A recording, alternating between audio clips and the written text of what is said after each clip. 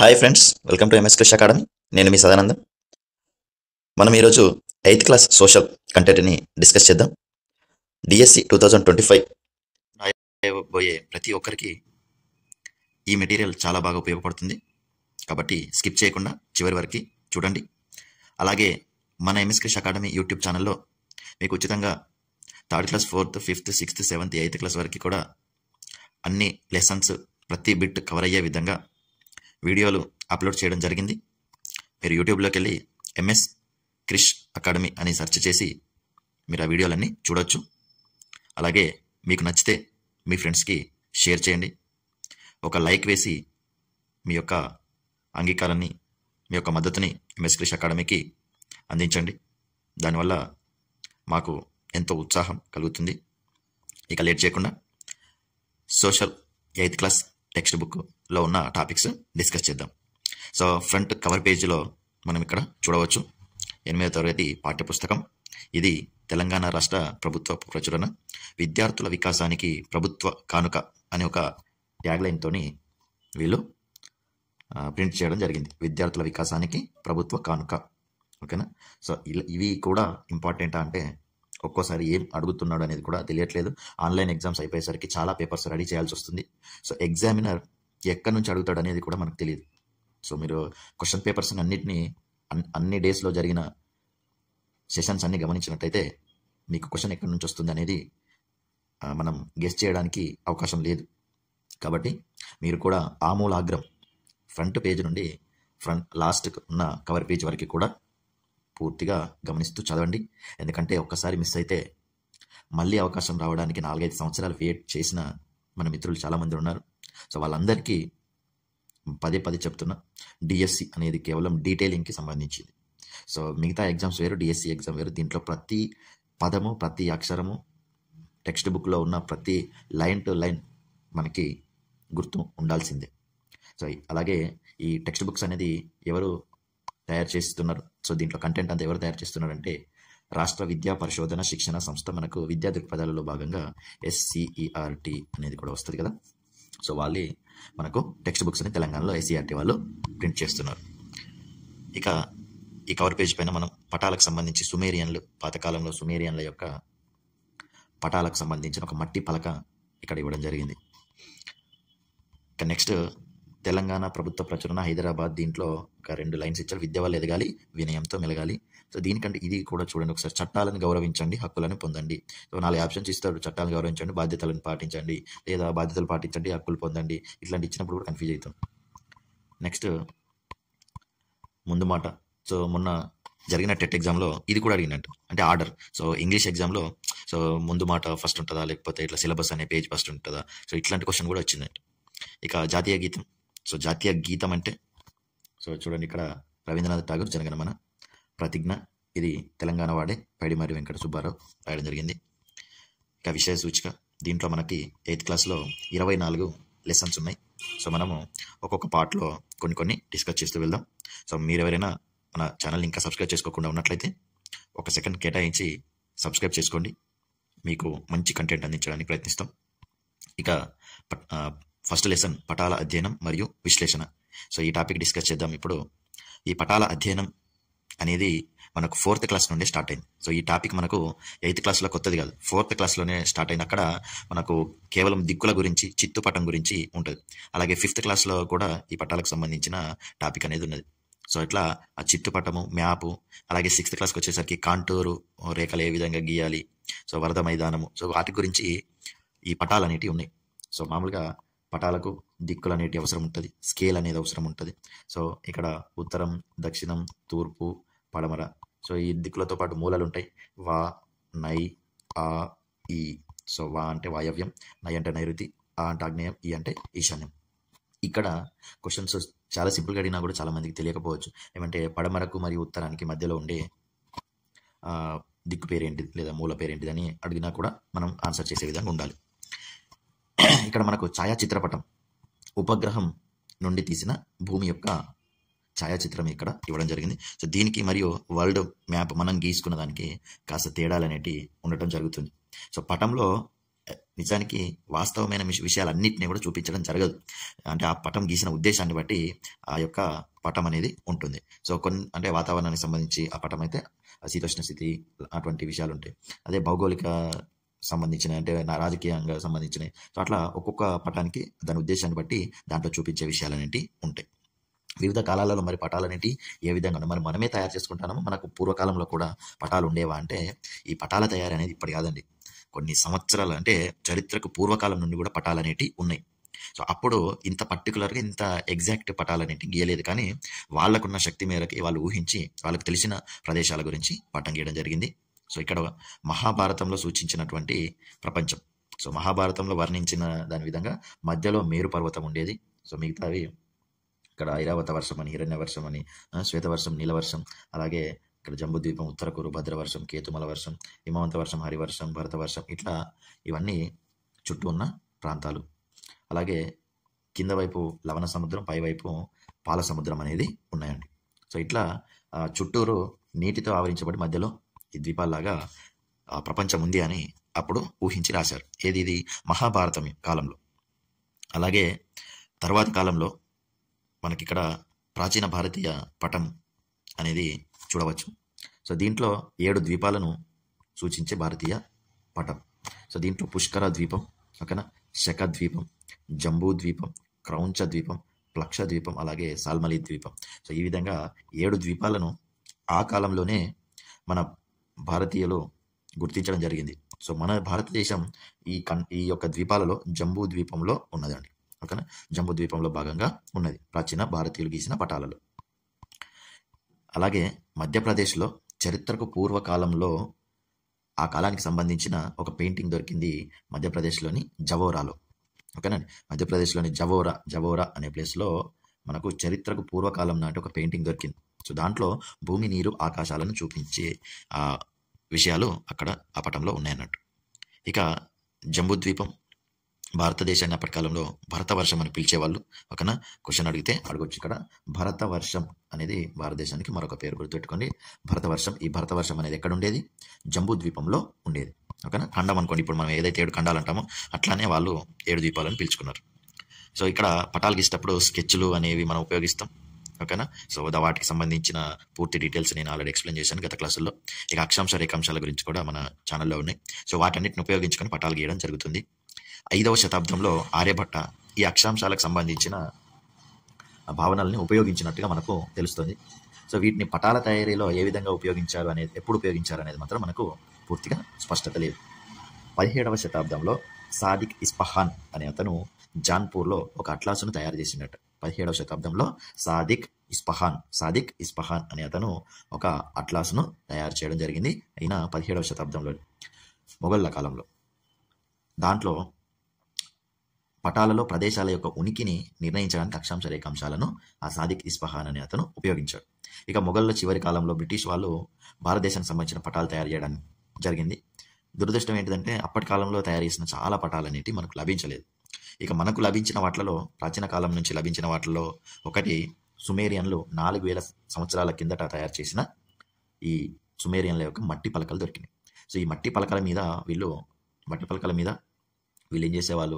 పటాలను గీసుకునేవాళ్ళు. So ఈ పటాలు దేనికి సంబంధించినవంటే సుమేరియన్ల యొక్క దేవాలయాలకి మాన్యాలు అంటారు కదా, దేవుడి మాన్యాలు. సో అట్లా భూములు అనేవి ఉండేది. సో ఆ భూములు ఎక్కడి వరకు ఉన్నాయి, సో ఏ గుడికి ఎన్ని ఎకరాల వరకు ఇట్లా భూములు ఉన్నాయి, ఎక్కడి వరకు అనేది తెలియడానికి మట్టి పలకల మీద ఆ భూముల యొక్క పటాలను గీశారన్నట్టు. సో ఆదాయం లెక్కల కోసం వాళ్ళు గీసుకోవడం జరిగింది. సో సుమేరియన్ అంటే ప్రస్తుతం ఇరాక్ అన్నట్టు. సో ప్రస్తుతం ఇరాక్ దేశం అని పిలుస్తాం. అలాగే బాబిలోనియన్లు కూడా గీశారు. వీళ్ళు కూడా ప్రస్తుతం ఇరాక్ వాసులే, ఓకేనా. ఈ సుమేరియన్ అలాగే బాబిలోనియన్ ఈ ప్రాంతాలు ప్రస్తుతం ఇరాక్ దేశంలో ఉన్నాయి. సో వీళ్ళకి తెలిసిన ప్రపంచం ప్రకారంగా ఈ బాబిలోనియన్లు కూడా గీయడం జరిగింది. సో ఇక్కడ ప్రపంచం గుండ్రటి పల్లెం మాదిరి ఉంది అని వాళ్ళు ఊహించుకున్నారు. లోపలి వలయంలో వాళ్ళకు తెలిసిన అన్ని పట్టణాలను, గ్రామాలను, నదులను, అన్ని కొండలని గీసలు బాబిలోన్ పట్టణాన్ని మధ్యలో చూపించుకున్నారు. లోపలి వలయం బయట చేదు నది లేదా ఉప్పునీటి సముద్రం ఉన్నది అని, దాంట్లో త్రికోణం ఆకారంలో 7 సముద్రాలు కూడా ఉన్నట్టు అక్కడ గీయడం జరిగింది. ఇక అదే సమయంలో గ్రీకు భౌగోళిక శాస్త్రవేత్త అనాక్సిమాండర్, గ్రీకు భౌగోళిక శాస్త్రవేత్త ఎవరు? అనాక్సిమాండర్. సో అనాక్సిమాండర్ అలాగే మిలిటస్ అనే ప్రాంతానికి చెందిన హెకేటియస్. సో ఈ గ్రీకు వాడు అనాక్సిమాండరు, మిలిటస్ అనే ప్రాంతానికి చెందిన హెకేటియస్, అలాగే హెరిడోటస్ వీళ్ళు ప్రదేశాలకు సంబంధించి తూర్పు నుంచి పడమరకు, ఉత్తరం నుంచి దక్షిణానికి చూపిస్తూ ప్రపంచ పటాలను తయారు చేయడం జరిగింది. సో ఈ మిలిటస్ అనే ప్రాంతం ప్రస్తుతం టర్కీలో ఉన్నది. ఓకేనా, టర్కీ దేశంలో ఈ మిలిటస్ అనేది ఉన్నది. సో మిలిటస్ అనేది ఒక ప్రాంతం పేరు. ఆ మిలిటస్కు సంబంధించిన హెకేటియస్, అలాగే గ్రీకు వాడు అనాక్సిమాండర్, అలాగే హెరిడోటస్ వీళ్ళు ప్రపంచ పటాలని గీశారు. ఇక హెకేటియస్ ఆధారంగా గీసిన ప్రపంచ పటం ఏ విధంగా ఉందో ఇక్కడ చూడవచ్చు. సో చుట్టూత మహాసముద్రం ఉన్నది, అలాగే వీళ్ళకు తెలిసిన కాస్పియన్ సముద్రం.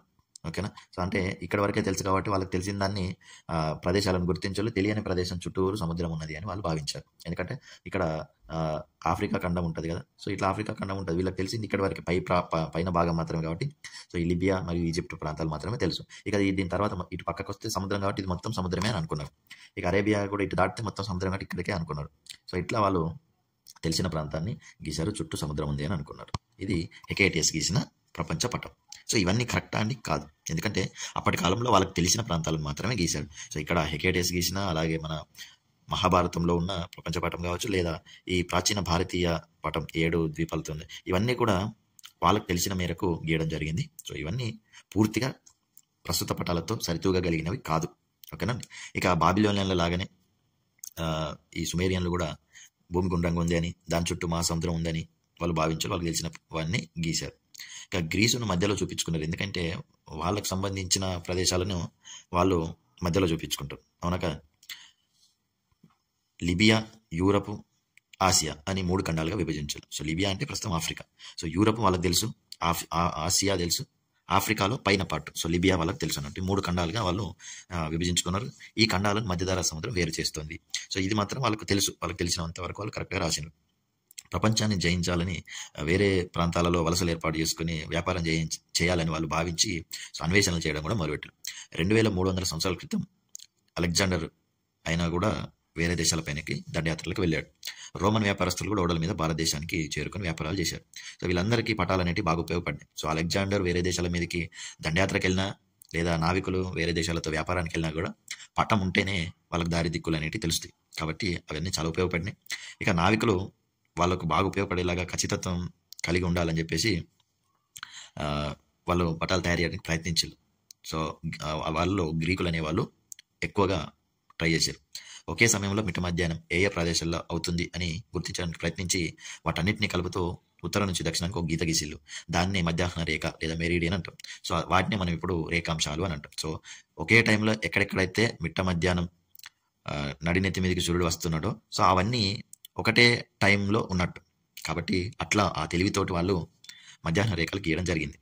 మధ్యాహ్న సమయంలో సమాన పొడవుగల నీడలు ఉన్న ప్రదేశాలను కూడా కలుపుకుంటూ అక్షాంశాలను గీయడం జరిగింది. చూడండి, అక్షాంశాలు, రేఖాంశాలు అనేవి వాళ్ళు ఈ విధంగా తయారు చేశారు. నీడలు సమానంగా ఎక్కడెక్కడైతే ఉంటున్నాయో సో వాటి ఆధారంగా అక్షాంశాలను గీశారు. ఈ 2 రకాల గీతలతో గ్రిడ్లు ఏర్పాటు చేసి సో తూర్పు నుంచి పడమరకు, ఉత్తరం నుంచి దక్షిణానికి సో ఈ గీతలు గీస్తే మధ్యలో గల్లలాగా గ్రిడ్లు అనేవి ఏర్పడతాయి. సో ఇట్లా గీస్తే సో ఇది ఒక ప్రాంతం యొక్క ఉనికిని తెలుపవచ్చు అన్నట్టు. సో ఇట్లా గీతల ఆధారంగా వాళ్ళు ప్రదేశాల ఉనికిని ఖచ్చితత్వంగా గుర్తించేవాళ్ళు. ఇంకా టాలమీ ఈ గీతలను ఉపయోగించి చాలా మంచి పటాలు తయారు చేశాడు, కానీ అవి చాలా వరకు దొరకలేదు. ఇక గ్రీసు, రోము ప్రపంచం మధ్యలో ఉంటాయని వాళ్ళు గీసుకున్న వాటిలో చూపించడం జరిగింది. అలాగే వాళ్ళకు తెలిసిన వాటిని పెద్దగా చూపించేవాళ్ళు, తెలియని వాటిని చిన్నగా చూపించాలి. సో ఇక్కడ నావికులకు సముద్రంలో తిరిగే వాళ్ళకి సముద్రం ఒడ్డున ఉన్న భాగాలు బాగా తెలుసు. కాబట్టి వాళ్ళకు శ్రీలంక వాళ్ళకి తెలుసు భారతదేశం కంటే. కాబట్టి అప్పటి కాలంలో గీసిన ఈ పటాలలో శ్రీలంకను చాలా పెద్దగా చూపించేవాళ్ళు భారతదేశం కంటే. సో ఇట్లా అరబ్ వాళ్ళు కూడా టాలమీ పుస్తకాలను ఉపయోగించుకొని పటాలు తయారు చేసినలు. అందులో అల్ ఇద్రిసి అనే అతను తన రాజు కోసం 1154 సంవత్సరంలో అరబిక్ భాషలో పటాన్ని తయారు చేసిండు. సో ఈయన యురేసియా ఖండం అంటే యూరప్, ఆసియా, యురేసియా ఖండాన్ని పూర్తిగా చూపించాడు. అలాగే ఆఫ్రికా ఖండంలో ఉత్తర భాగాన్ని మాత్రమే చూపించాడు. ఎందుకంటే అక్కడ సహారా ఎడారి ఉంటుంది. ఆ ఎడారిని దాటి ఎవరు కూడా కింది భాగం వైపు ప్రయాణం చేయలేకపోయేవాళ్ళు. కాబట్టి వాళ్ళకు దక్షిణ భాగం గురించి తెలియదు. అలాగే సముద్రం దాటి కింది వరకు ఎవరు రాలేకపోయేవాళ్ళు. కాబట్టి అట్లాంటిక్ సముద్రంలో దాటలేరు. కాబట్టి సో అట్లా కూడా ఆఫ్రికా ఖండం దక్షిణ భాగం గురించి ఎక్కువగా ఎవరికి తెలియదు. సో ఈ అల్ ఇద్రిసి కూడా యురేసియా ఖండాన్ని చూపించిండు, ఆఫ్రికా ఖండంలో ఉత్తర భాగం చూపించిండు. అలాగే ఆగ్నేయ ఆసియా భాగాల యొక్క వివరాలను ఇతను చూపించలేదు. ఆఫ్రికా ఖండంలో దక్షిణ భాగాన్ని కూడా చూపించలేదు ఇతను. సో ఇది అల్ ఇద్రిసి గీసిన పటం అన్నట్టు. ఓకేనండి. సో అల్ ఇద్రిసి గీసిన ఈ పటంలో దక్షిణాన్ని పైన చూపించిండు, ఓకేనా, ఉత్తరాన్ని కింది భాగంలో చూపించు అంటే రివర్స్లో చూపించండి అలీ దేశ్. సో ఇట్లాంటి క్వశ్చన్స్ అడిగే అవకాశం ఉంటుంది. దక్షిణాన్ని పటానికి పై భాగంలో, ఉత్తరాన్ని కింది భాగంలో చూపించిన పటాల తయారీదారుడు ఎవరు అంటే అల్ ఇద్రిసి. ఇతను అరబిక్ భాషలో తయారు చేశాడు, అరబులు వీళ్ళు. ఇక టాలమీ పుస్తకాలు లభించక ముందు యూరప్లో బైబిల్తో కూడా, సో బైబిల్లో వర్ణించిన విధంగా కూడా పటాలు తయారు చేసేవాళ్ళు. సో దాంట్లో ఈ విధంగా 3 ఖండాలు అనేవి చూపించడం జరిగింది బైబిల్ ప్రకారం, ప్రపంచం యొక్క నమూనా అన్నట్టు. సో ఈ పటంలో బైబిల్లో 3 ఖండాలు ఏంటి అంటే Asia, Europe, Africa. Asia, Europe, Africa. So ఈ 3 ఖండాలు. అలాగే యేసుక్రీస్తు జన్మస్థలమైన జెరూసలేం, ఇది ఆసియా ఖండంలో ఉన్నది. ఇది అన్నిటికంటే పెద్దది మరియు ముఖ్యమైనది అని భావించారు. ఎందుకంటే అక్కడ వాళ్ళ యేసుక్రీస్తు పుట్టాడు కాబట్టి, సో అది చాలా ముఖ్యమైనదిగా వాళ్ళు భావిస్తారు ఆటోమేటిక్. యూరప్, ఆఫ్రికా ఖండాలు చిన్నగా కింది భాగంలో చూపించడం జరిగింది. సో ఇక్కడ చూపించిన వాటిలో పైన ఉన్నది ఆసియా ఖండం, అలాగే ఇక్కడ యూరప్, ఆఫ్రికా అనేటి మిగతా 2 ఖండాలు అన్నట్టు. ఇక టాలమీ పుస్తకాలను చదివి గణితశాస్త్ర కొలతలకు అనుగుణంగా గీసిన పటం ఇది. సో టాలమీ పుస్తకాలను చదివి గణితశాస్త్రాన్ని ఉపయోగించుకొని తర్వాత కాలంలో గీసిన పటం ఈ విధంగా తయారైంది. అంటే ఆ కాలంలోనే టాలమీ దాదాపు ఒక సగం వరకైనా సరిగ్గానే గీశాడు ప్రపంచం గురించి. ఇక ఖచ్చితమైన కొలతలు, దూరాలతో తర్వాత కాలంలో పటాలు గీశారు. 15వ శతాబ్దంలో అరబ్బులు కాకుండా కొత్త వాళ్ళకు టాలమీ స్ఫూర్తినిచ్చాడు. దానివల్ల ఇటాలియన్, ఫ్రెంచ్, ఇంగ్లీష్, జర్మన్ వంటి వాళ్ళు కూడా తయారు చేయడం మొదలుపెట్టారు. సో అన్వేషణల, ఆవిష్కరణ యుగం మొదలవడంతో పటాలు ప్రాముఖ్యత అనేది పెరిగింది. మధ్యధరా సముద్రం మీదుగా భారతదేశానికి వ్యాపార మార్గాన్ని అరబ్బులు మూసేశారు. సో ఇక్కడ ప్రపంచ పటం యొక్క అవసరం చాలా ఉందండి. మీకు కరెక్ట్గా అర్థం కావాలంటే మనకు పటం యొక్క నిర్మాణం అనేది తెలిసి ఉండాలి. సో ప్రపంచ పటం తెలియాలి మీకు. సో ఇక్కడ మనము ఒకసారి పటాన్ని చూసుకున్నట్టయితే ఈ యూరప్లో ఉన్న ఖండాల వాళ్ళందరూ కూడా భారతదేశానికి రావాలంటే వీళ్ళందరూ ఏం చేసేవాళ్ళు, తక్కువ ఖర్చుతోటి రావాలంటే వాటర్లో నుంచి రావాలి. ఎక్కడ ఓడల ద్వారా తక్కువ ఖర్చుతోటి మనం రవాణా చేయొచ్చు, ప్రయాణించవచ్చు. కాబట్టి తక్కువ ఖర్చుతో రావాలంటే వాళ్ళందరూ ఏం చేసేవాళ్ళంటే ఇక్కడ యూరోప్లో ఉన్న దేశాల వాళ్ళందరూ కూడా ఏదో ఒక రకంగా, సో ఫస్ట్ ఇక్కడ ఈ మధ్యధరా సముద్రంలోకి వచ్చేవాళ్ళు. ఓకేనా, సో ఈ మధ్యధరా సముద్రంలోకి వచ్చేవాళ్ళు. ఈ మధ్యధరా సముద్రంలోకి వచ్చిన తర్వాత ఇక్కడ నుండి దీంట్లో ఈ టర్కీ, కాన్స్టాంటినోపిల్, సో ఈ అరబ్ దేశాలు ఉన్నాయి, సో సౌదీ, ఇవన్నీ ఉన్నాయి. సో ఈ అరబ్ దేశాలను దాటుకొని సో ఈ మధ్యధరా సముద్రంలోకి వచ్చిన తర్వాత పడవలు ఓడల్లో ఈ మధ్యధరా సముద్రంలో వచ్చి ఈ అరబ్ ప్రాంతాన్ని దాటి భారతదేశానికి రావాలి. సో ఈ అరబ్బులు ఏం చేసిండ్రు, యూరప్ కంట్రీలోంచి వచ్చే వాళ్ళందరినీ ఇక్కడ ఆపేయడం మొదలుపెట్టి. సో అప్పుడు ఏమైంది, ఈ యూరప్ కంట్రీస్కి ఇండియాకి వెళ్ళడానికి మార్గం అవసరమైంది. సో ఇట్లా భూమార్గం నుంచి రావడానికి వీల్లేదు. ఎందుకంటే ఇక్కడ ఈ అరబులందరూ ఆపుతున్నారు. అలాగే చాలా కష్టంతో కూడుకున్నది, కొండలు, కోనలు, చాలా రకాల ఇబ్బందులు ఉంటాయి. కాబట్టి వీళ్ళు ఈ సముద్ర మార్గం ద్వారా భారతదేశానికి చేరుకోవాలని చాలామంది రకరకాలుగా ప్రయాణించడం జరిగింది.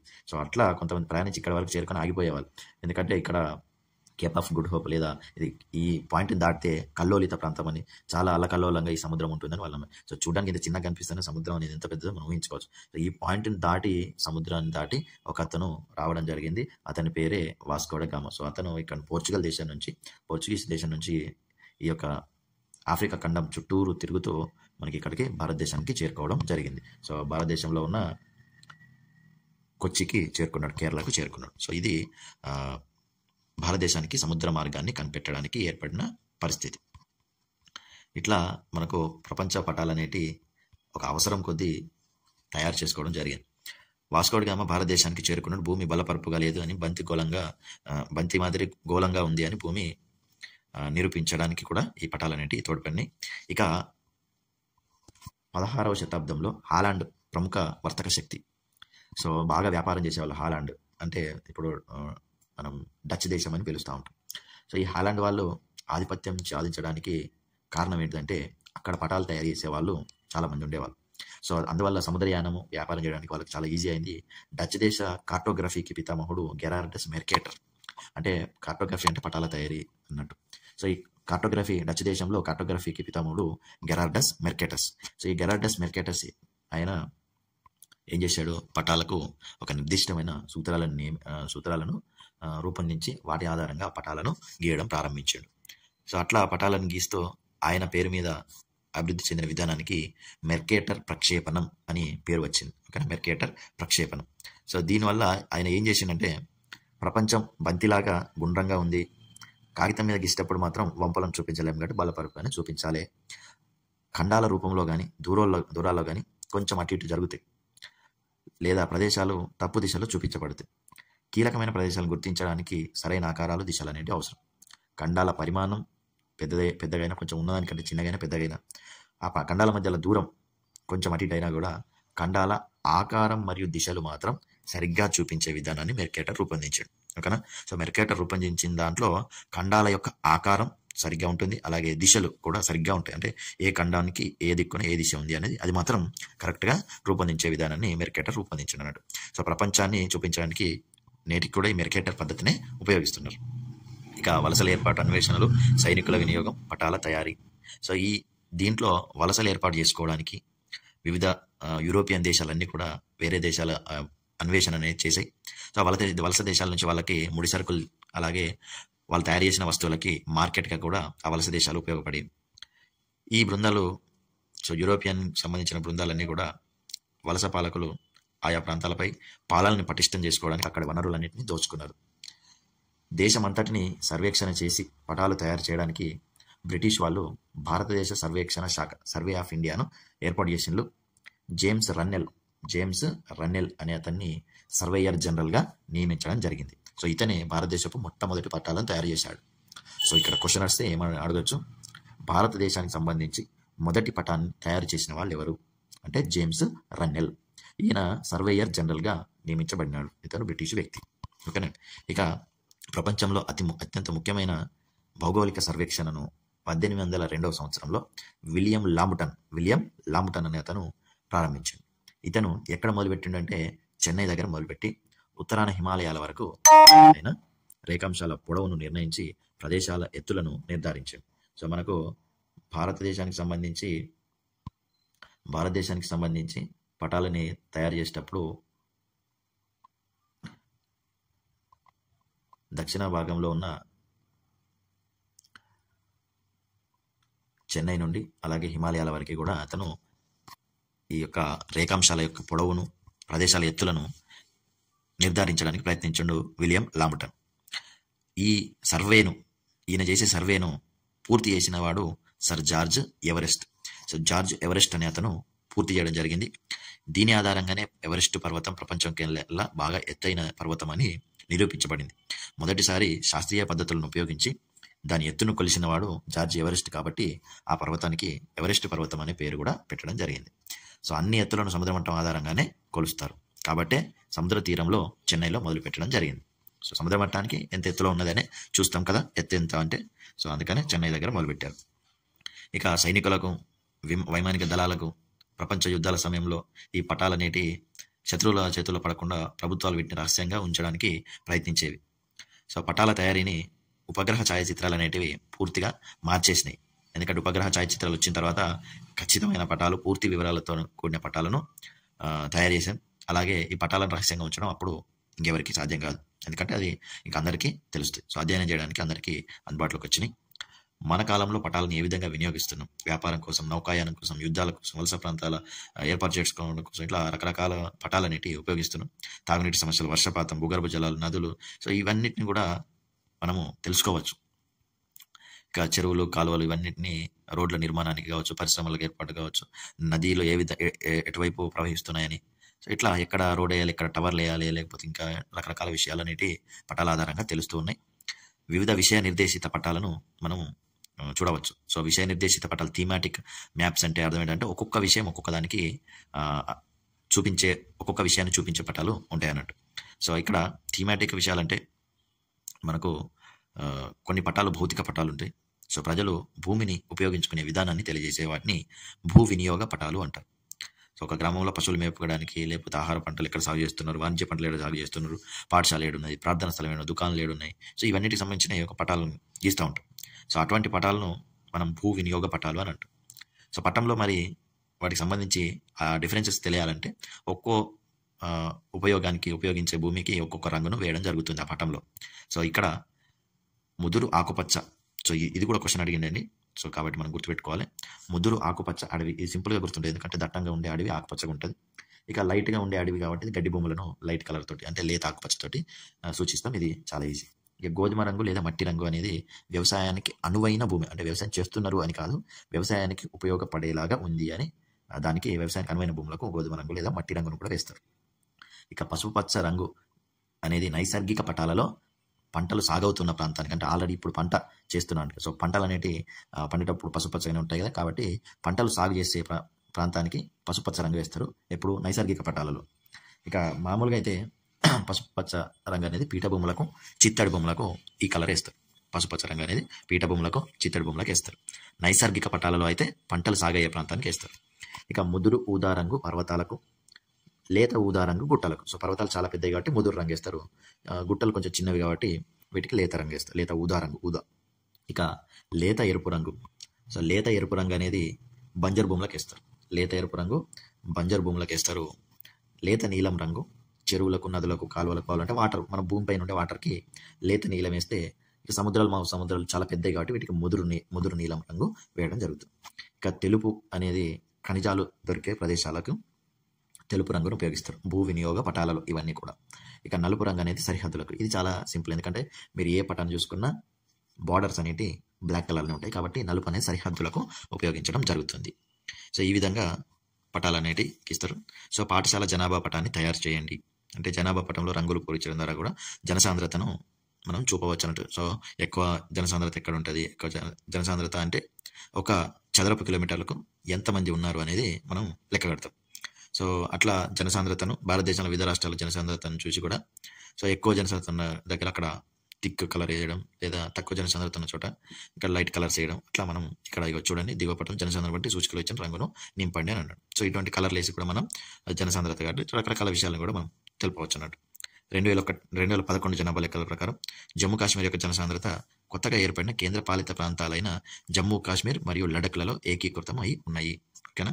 సో ఇక్కడ కొత్తగా మనకు 2 కేంద్ర పాలిత ప్రాంతాలుగా మారినాయి.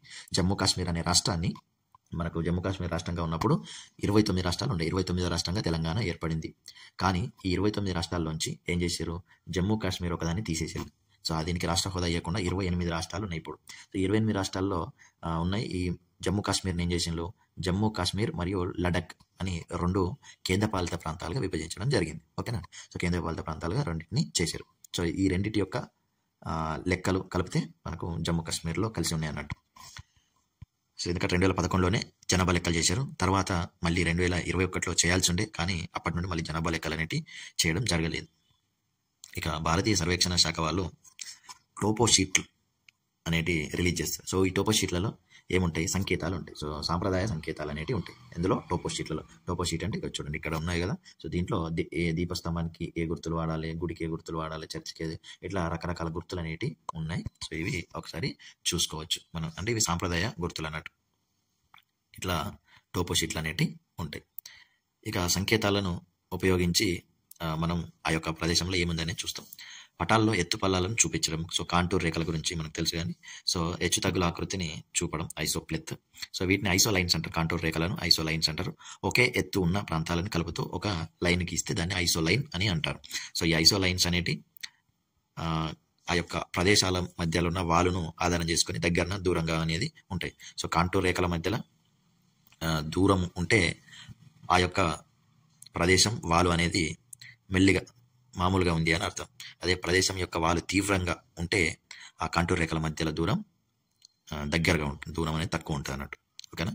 సో ఇట్లా పైనుంచి చూడాలి మనం, ఎప్పుడు చూసినా కూడా కాంటూర్ రేఖలు గీసినప్పుడు పైనుండి చూసి మనం అర్థం చేసుకోవాలి. సో ఇక్కడ ఇట్లా స్లోప్ అనేది ఇట్లా మెల్లిగా ఉంటే, సో ఈ ప్రదేశానికి మనం ఇట్లా గీసినప్పుడు కాంటూర్ రేఖలు అనేవి ఇట్లా దూరం ఉంటాయి.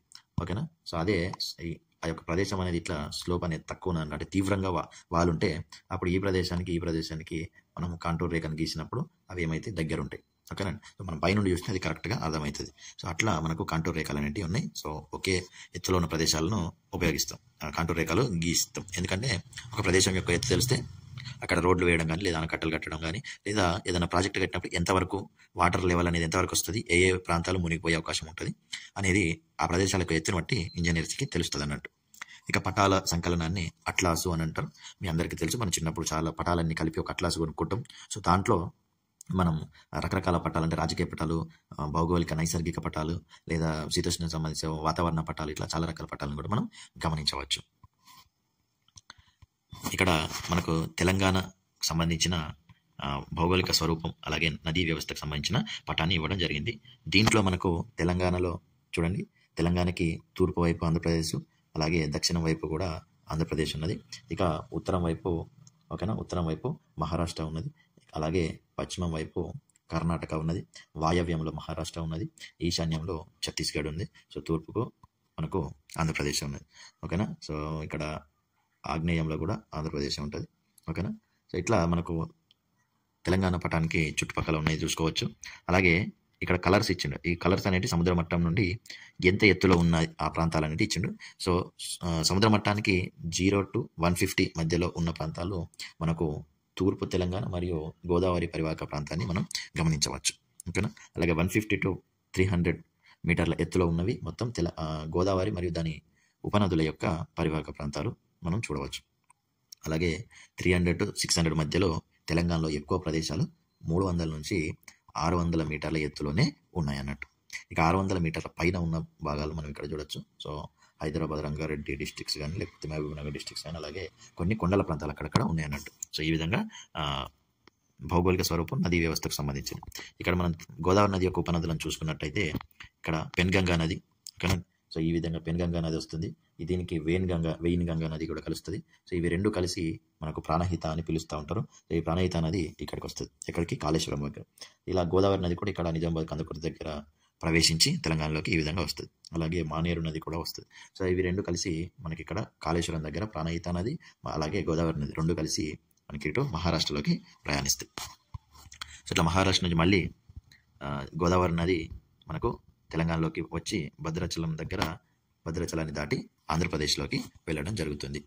ఇక్కడ గోదావరి నదికి మంజీరా నది కూడా మరొక ఉపనది ఉంది. సో ఇక్కడ మంజీరా నది మీదనే నిజాం సాగర్ కట్టడం జరిగింది. మంజీరా నది కూడా హరిత, మంజీరా, సో ఈ నదులు కూడా గోదావరి నదిలో కలుస్తాయి అన్నట్టు.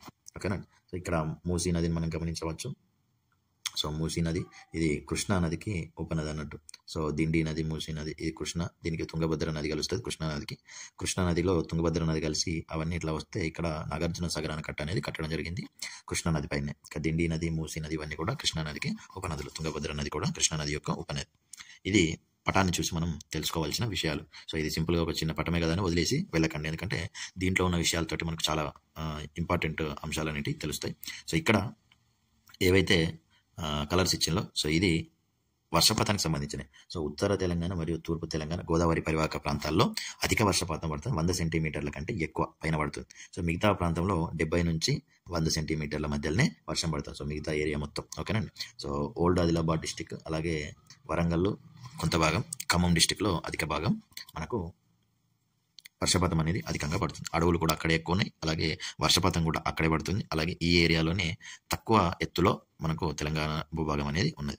ఇక ఎర్ర నేలలు, నల్ల మృత్తికలు, ఈ పటాల్లో ఒక్కొక్క రకం మనం గమనిస్తున్నాం చూడండి. ఒక పటంలోనేమో వర్షపాతం గురించి ఇచ్చిండు, ఒక పటంలోనేమో ఇట్లా మృత్తికలకు సంబంధించిన, ఒక పటం ఏమో ప్రదేశాల ఎత్తుకు సంబంధించింది. సో ఇట్లా రకరకాల పటాలు ఉంటాయని తెలియజేయడమే దీని యొక్క ఉద్దేశం అన్నట్టు. సో ఎర్ర మృత్తికలు అనేటివి చూడండి, మనకు తెలంగాణలో ఎక్కువ విస్తరించినది ఎర్ర మృత్తికలే. ఓకేనా. తర్వాత నల్ల మృత్తికలు, సో ఇది ఓల్డ్ ఆదిలాబాద్ డిస్టిక్, అలాగే కరీంనగర్ డిస్టిక్, అలాగే ఇక్కడ నిజామాబాద్, కామారెడ్డి, సంగారెడ్డిలో కూడా కొంత భాగం, సో జోగులాంబ, గద్వాల, ఇట్లా అక్కడక్కడ మాత్రమే నల్ల మృత్తికలు అనేవి ఉన్నాయి.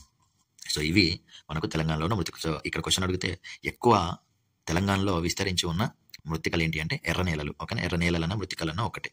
సో ఎర్ర నేలలు అంటే ఎక్కువనే, అలాగే తర్వాత నల్ల మృత్తికలు లేదా నల్లరేగడి మృత్తికలు అనేవి సెకండ్ ప్లేస్ అన్నట్టు. ఓకేనా. తర్వాత ఇసుక భూములు, మిగతా అన్ని కూడా ఉంటాయి. ఉపరితల ఛాయాచిత్రాల ఆధారంగా హెలికాప్టర్లో వేడి బుగ్గలను ఉపయోగించి భూమి ఉపరితలం నుండి ఎత్తైన ప్రదేశాలకు వెళ్ళి ఫోటోలు, ఉపరితల ఛాయాచిత్రాలు అనేవి తీసి, ఏరియల్ ఫోటోగ్రాఫ్స్ అనేవి తీసి, సో మనకు పటాలు అనేవి వాటిని ఉపయోగించుకుని పటాలు అనేవి తయారు చేస్తాం. సో అవి పటాలు కావు. సో ఆ ఏరియల్ ఫొటోస్ అనేవి, అవి ఫోటోగ్రాఫ్స్ పటాలుగా, వాటిని ఉపయోగించుకొని మనకు ఖచ్చితమైన పటాలు అనేవి తయారు చేస్తున్నారు. ఇక ప్రతిరోజు దినపత్రికల్లో వాతావరణ నివేదిక అవన్నీ మనం చూస్తూ ఉంటాం. సో ఇట్లా చూపించినప్పుడు మనకు ఆ పటాల ఆధారంగా, సో ఎక్కడ వాయుగుండం ఏర్పడింది, సో ఎటువైపు వస్తుంది, ఎంత స్పీడ్తో వస్తుంది, అది ఎక్కడ వరకు తీరం దాటవచ్చు అనే విషయాలన్నీ కూడా మనకు పటాల ఆధారంగానే మనకు ఎక్స్ప్లెయిన్ చేస్తూ ఉంటారు మీరు టీవీలలో గమనించినట్టయితే. సో ఇట్లా మనకు పటాలు అనేవి చాలా రకాలుగా ఉపయోగపడుతున్నాయని ఈ పటాల అధ్యయనం అనే లెసన్ ద్వారా మనకు తెలుస్తుంది. ఓకేనా. సో ఇక్కడ కాంటూర్ రేఖల గురించి, అలాగే కార్టోగ్రఫీ, ఎవరెవరు ఎట్లా తయారు చేసిన పటాలు, అలాగే పటాల వల్ల ఉపయోగాలు ఏంటి, ఏ ఏ రకాల పటాలు ఉంటాయి, ఎటువంటి కలర్స్ యూజ్ చేస్తారనేది మనం ఈ లెసన్లో డిస్కస్ చేసినాం. సో ఇవన్నీ మీకు బాగా గుర్తుండాలి అంటే మీరు వీడియోని స్కిప్ చేయకుండా మొదటి నుంచి చివరి వరకు చూడండి. కావాలంటే మీరు వీడియోని స్పీడ్ మోడ్లో పెట్టుకొని రివిజన్ క్లాస్గా కూడా దీన్ని ఉపయోగించుకోవచ్చు. అంటే మీరు ఆల్రెడీ చదివేసిన వాళ్ళు యూట్యూబ్లో మీకు ప్లేబ్యాక్ స్పీడ్ అనేది ఉంటుంది కదా, పైన మీకు టచ్ చేస్తే అక్కడ సెట్టింగ్స్ దగ్గర టచ్ చేస్తే ప్లేబ్యాక్ స్పీడ్ అనేది కనిపిస్తుంది. అక్కడ మీరు 1, 1.5, 1, 2 అట్లా మనం స్పీడ్ అనేది సెట్ చేసుకుంటే ఇక్కడ మీకు వీడియో అనేది ఇంకా స్పీడ్గా కూడా వస్తుంది. సో అప్పుడు మీరు రివిజన్ క్లాస్గా కూడా ఉపయోగించుకోవచ్చు. ఒకవేళ ఏదైనా అర్థం కాని విషయం ఉంది అనుకుంటే ఇంకాస్త స్లోగా కావాలి అనుకున్న వాళ్ళు కూడా ప్లేబ్యాక్ స్పీడ్ని సెట్ చేసుకోవచ్చు. సో అక్కడ మీకు ప్రతి ఒక్కరికి మీ అందరికీ కూడా యూట్యూబ్లో సెట్టింగ్స్లో ప్లేబ్యాక్ స్పీడ్ అనేది ఉంటుంది. సో దాన్ని టచ్ చేస్తే మీకు తక్కువ పెట్టుకోవడం ఎక్కువ పెట్టుకోవడం అనేది 0.5 అట్లా పెట్టుకుంటే తగ్గిపోతుంది, స్పీడ్ తగ్గిపోతుంది, స్లోగా వస్తుంది వీడియో అనేది. సో ఈ విధంగా మీరు రివిజన్ క్లాస్గా కూడా ఈ క్లాసెస్ని ఉపయోగించుకోవచ్చు. అన్ని సోషల్కి సంబంధించి అన్ని క్లాసెస్ ఈ యొక్క వీడియోస్ మన ఎంఎస్ క్రిష్ అకాడమీ యూట్యూబ్ ఛానల్లో అందుబాటులో ఉన్నాయండి. మీకు కనుక నచ్చినట్టయితే మీ ఫ్రెండ్స్కి కూడా షేర్ చేయండి. మీ యొక్క అమూల్యమైన సమయాన్ని మేము మరింత వాల్యుబుల్గా మార్చడానికి ప్రయత్నిస్తాం, మీకు మంచి కంటెంట్ అందిస్తాం.